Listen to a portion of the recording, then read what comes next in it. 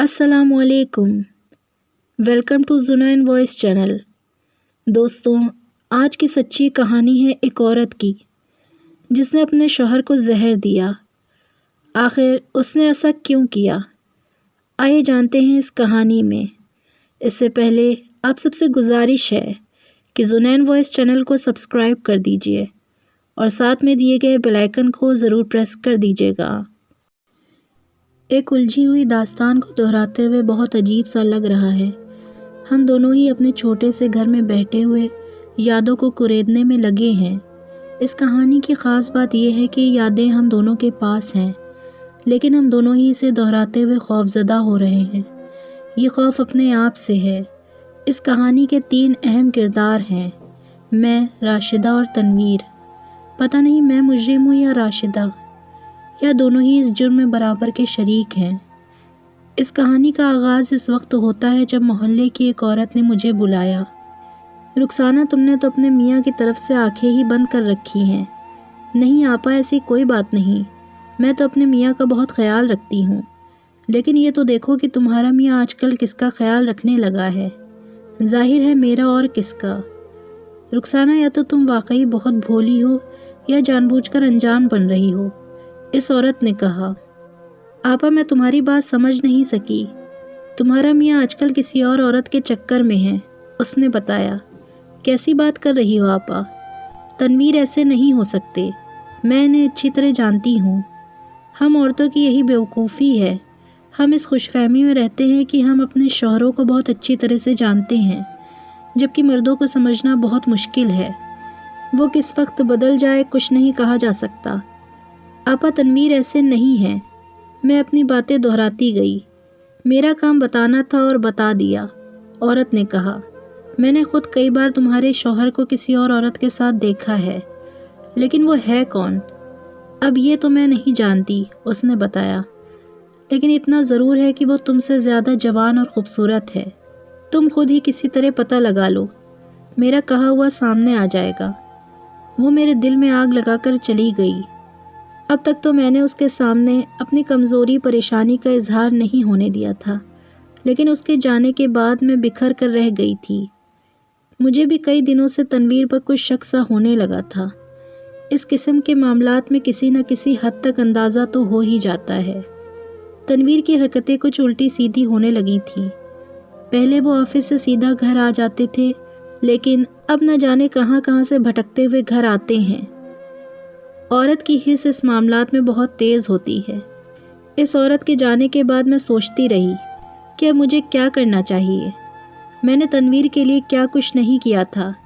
इसे इस मकाम तक लाने में मेरा ही हाथ था। जिस वक्त हमारी शादी हुई उस वक्त वो अपनी तालीम मुकम्मल कर रहा था। मैंने उसकी तालीम मुकम्मल करवाने के लिए खुद जॉब कर ली। उन दिनों वो बहुत परेशान था। समझ में नहीं आता था कि मुझे क्या करना चाहिए। परेशान न हो, सब कुछ ठीक हो जाएगा, उसने कहा। मेरा मास्टर भी मुकम्मल नहीं है, और जब तक मास्टर मुकम्मल ना हो तब तक तरक्की नहीं होती। कोई बात नहीं, तुम अपनी तालीम जारी रखो, मैंने कहा। कैसे जारी रखूं? मास्टर के लिए रेगुलर होना पड़ता है, और जो नौकरी कर रहा हूँ वो भी हाथ से चली जाएगी। मैंने कहा, तुम फिक्र मत करो, तुम्हारी तालीम के लिए मैं जॉब कर लूँगी। और मैंने उसके लिए जॉब कर ली। अब मैं सोचती हूँ तो यकीन नहीं आता है कि ये सब कैसे कर लेती थी। सुबह जॉब पर जाना, शाम को वापसी, उसके बाद घर का सारा काम करना, खाना बनाना और तनवीर को भी वक्त देना। लेकिन मैं ये सब उसकी मोहब्बत में किए जा रही थी, और मुझे ये उम्मीद थी कि एक दिन सब हालात बेहतर हो जाएंगे। उसने मास्टर्स कर लिया था, एक अच्छी सी जॉब भी हो गई थी। तनवीर की रिहाइश मेरे ही घर में थी। मेरे वालिद का एक छोटा सा क्वार्टर था। अब्बू के मौत के बाद अम्मी ने ही मेरे बाप बनकर परवरिश की थी। हम दोनों माँ बेटी से क्वार्टर में रहा करते। यह हमारा बहुत ही पुराना मोहल्ला था। सब लोग हमें जानते थे।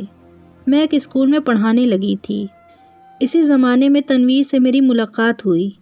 फिर ये मुलाकात मोहब्बत में बदल गई। इसके बारे में पता चला कि वो एक बेसहारा नौजवान है।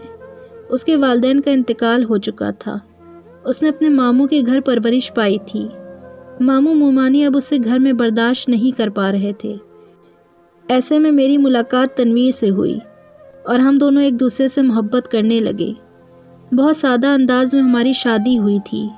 شادی کے بعد تنویر ہمارے ہی گھر میں رہنے لگا تھا کیونکہ اس کے پاس کوئی اور ٹھکانہ نہ تھا، یعنی وہ گھر داماد ہو گیا تھا۔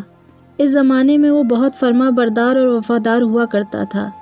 شاید اس نے اپنا اصل روپ چھپا رکھا تھا، لیکن میری امی کی موت کے بعد ہی اس نے آنکھیں بدل دی تھیں اور اب یہ سننے کو مل رہا تھا کہ وہ کسی اور کے ساتھ چکر چلا رہا تھا، یعنی میری محبت اور وفاؤں کا یہ صلہ مجھے مل رہا تھا۔ یہ تھا میرا اور تنویر کا مختصر سا بیک گراؤنڈ۔ اندازہ لگایا جا سکتا ہے کہ یہ سب سن کر میرے دل کی کیا حالت ہو رہی ہوگی۔ میں پاگل ہو رہی تھی۔ میں یہ جاننا چاہتی تھی کہ آخر وہ کون ہے جس نے تنویر کو مجھ سے چھیننے کی کوشش کی ہے۔ میں نے تنویر سے کچھ نہیں پوچھا، اس سے کوئی سوال نہیں کیا۔ میں جانتی تھی کہ شوہر سے جب اس قسم کی بات کی جائے تو وہ بھڑک جاتا ہے، اس لیے میں نے اپنے طریقے سے اس عورت کا پتہ لگانا چاہا۔ ہمارے ہی محلے میں ایک بہت تیز و ترار قسم کا لڑکا تھا، ریاض۔ وہ پیسوں کے بدلے میں کوئی بھی کام کر دیتا تھا۔ ایک دن میں نے اسے بلا کر اس سے بات کی۔ دیکھ ریاض، تجھے ہر حال میں یہ کام کرنا ہے، تجھے میں 500 روپے دوں گی۔ تم فکر مت کرو آپا، میں ایک نمبر کا جاسوس ہوں، اس عورت کی تو 7 پشتوں کو بھی ڈھونڈ لاؤں گا۔ شاباش، لیکن یہ کام بہت خاموشی سے ہونا چاہیے، محلے میں کسی کو پتہ نہ چلے۔ سوال ہی پیدا نہیں ہوتا آپا، تم میری کلائنٹ ہو اور کلائنٹ کی بات ظاہر نہیں کی جاتی۔ میں نے ریاض کو تنویر کے پیچھے لگا دیا۔ تیسرے ہی دن ریاض ساری معلومات لے آیا۔ آپا، راشدہ نام ہے اس عورت کا۔ اس نے بتانا شروع کیا۔ کسی NGO میں کام کرتی ہے، پڑوس کے محلے میں نہ جانے کہاں سے آ کر آباد ہوئی ہے۔ تم نے تنویر کو اس کے گھر آتے جاتے دیکھا ہے کیا؟ کئی بار آپا، اس نے بتایا۔ دونوں مارکیٹ جاتے ہیں، ہوٹل جاتے ہیں، ایسا لگتا ہے جیسے دونوں ایک دوسرے پر جان چھڑکتے ہیں۔ اس کا گھر بتاؤ گے مجھے؟ کیوں نہیں آپا، میرے ساتھ چلنا، اس کا گھر دکھا دوں گا۔ میں نے ریاض کو 500 روپے دے دیے۔ مجھے دکھ تھا، شدید دکھ۔ کیا صلہ مل رہا تھا مجھے؟ میں نے اس آدمی کے لیے کیا کچھ نہیں کیا۔ وہ کٹی ہوئی پتنگ کی طرح فضا میں ڈول رہا تھا۔ جب میں نے اس سے شادی کی، سہارا دیا، رہنے کے لیے گھر دیا، دوسری شام ریاض نے مجھے اس عورت کا گھر بھی دکھا دیا، وہ بھی میرے ہی طرح ایک چھوٹا سا گھر تھا۔ اب میرا دوسرا قدم کیا ہونا چاہیے تھا؟ اس وقت بہت سی فلمیں، کہانیاں میرے ذہن میں آ رہی تھیں کہ جب شوہر بے وفائی کرتا ہے تو عورت کو کیا کرنا چاہیے۔ وہ دوسری عورت کے پاس جا کر اس سے اپنے سہاگ کی بھیک مانگتی ہے، یا اسے راستے میں گولی مار دیتی ہے، یا خود زہر کھا کر مر جاتی ہے، یا شوہر سے علیحدہ ہو جاتی ہے۔ لیکن مجھے یہ سب تو نہیں کرنا تھا، مجھے کوئی اور راستہ تلاش کرنا تھا۔ میں نے ابھی تک تنویر کو کچھ نہیں بتایا تھا کہ میں سب جان چکی ہوں۔ ایک دن تنویر نے مجھ سے کہا کہ رخسانہ، میں جاب چھوڑ رہا ہوں۔ جاب چھوڑ رہے ہو؟ وہ کیوں؟ جاب میں کچھ نہیں رکھا، ماسٹر کرنے کے بعد بھی کچھ نہیں ہو پا رہا ہے، تو پھر کیا کرنے کا ارادہ ہے؟ اپنا کاروبار، اس نے بتایا۔ کاروبار کے لیے پیسے کہاں سے آئیں گے؟ میں نے پوچھا۔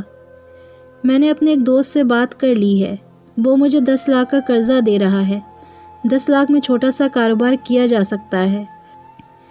دیکھ لو، یہ بہت خطرے کی بات ہے، میں نے کہا۔ ایسا نہ ہو کہ نقصان ہو جائے، پھر 10 لاکھ کی قرض داری بھی سر پر آ جائے گی۔ نہیں، میں بہت سوچ سمجھ کر کروں گا، مارکیٹ کو دیکھ کر کروں گا۔ اس نے کہا، میں بیوقوف نہیں ہوں، اپنا پیسہ یوں ہی نہیں جھونک دوں گا، تمہاری مرضی۔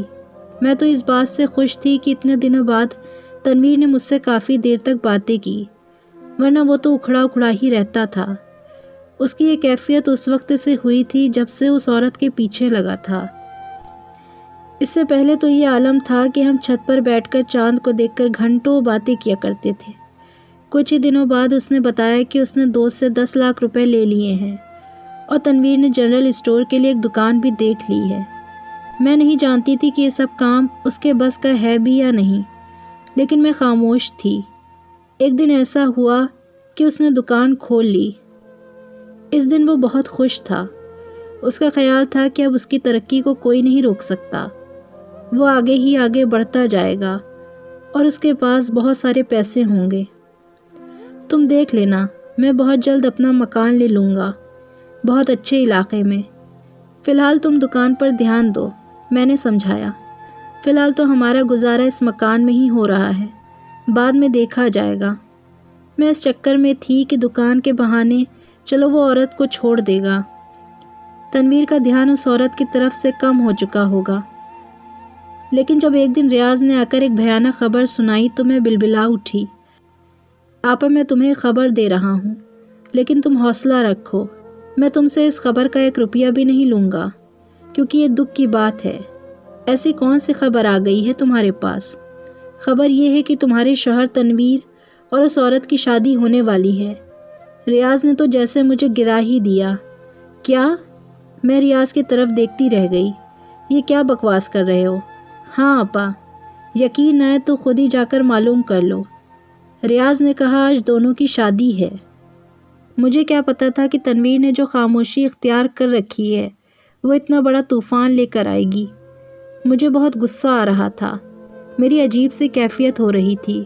اس بے وفا آدمی کو کبھی معاف نہیں کروں گی اور میں یہ شادی نہیں ہونے دوں گی۔ لیکن میں یہ دیکھ کر حیران ہو گئی تھی کہ وہ دوپہر کو گھر آ گیا تھا اور کچھ بیمار سا دکھ رہا تھا۔ اس کے پاؤں لڑکھڑا رہے تھے۔ میں سمجھ رہی تھی کہ اس کا ضمیر ہے جس نے اسے کمزور کر دیا ہے، احساس شرمندگی ہے۔ وہ مجھ سے کوئی بات کیے بغیر بستر پر لیٹ گیا۔ میں کچھ دیر بعد کمرے میں گئی تو وہ بستر پر لیٹا گہری نیند میں سو رہا تھا۔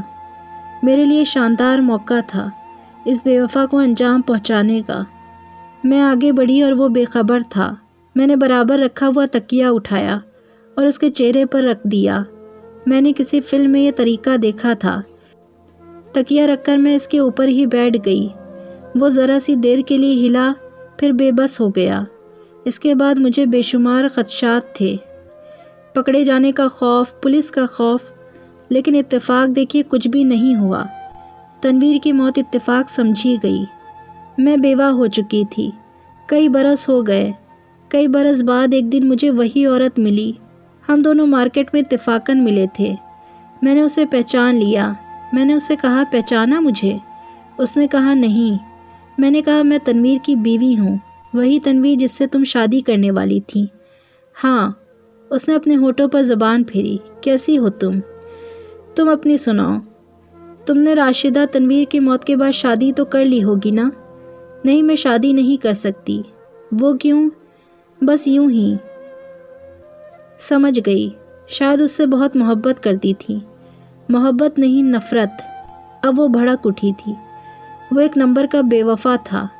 اس نے پہلے تم سے بے وفائی کی، پھر مجھے خواب دکھائے، شادی کے خواب دکھا کر مجھ سے 10 لاکھ روپے لیے۔ پھر مجھے پتا چلا کہ وہ شاہین نام کی کسی لڑکی سے شادی کرنے کا پروگرام بنا رہا ہے۔ کیا؟ ہاں، میں سچ کہہ رہی ہوں، اور آج بھی اعتراف کر رہی ہوں کہ جس دن اس نے مجھ سے شادی کرنے کا کہا تھا اسی دن میں نے اسے اپنے گھر میں زہر دیا۔ میرے خدایا، مجھے یاد آ گیا، اس لیے وہ اس دن بیمار لگ رہا تھا۔ وہ بستر پر جا کر سویا نہیں بلکہ مر چکا تھا۔ میں نے راشدہ کو کچھ نہیں بتایا۔ میں اسے وہیں چھوڑ کر آگے بڑھ گئی۔ تنویر کو ہم دونوں نے ہی مارا تھا، میں نے بھی اور راشدہ نے بھی۔ ہم دونوں ہی اس کے مجرم تھے، لیکن شاید سب سے بڑا مجرم تنویر خود ہی تھا۔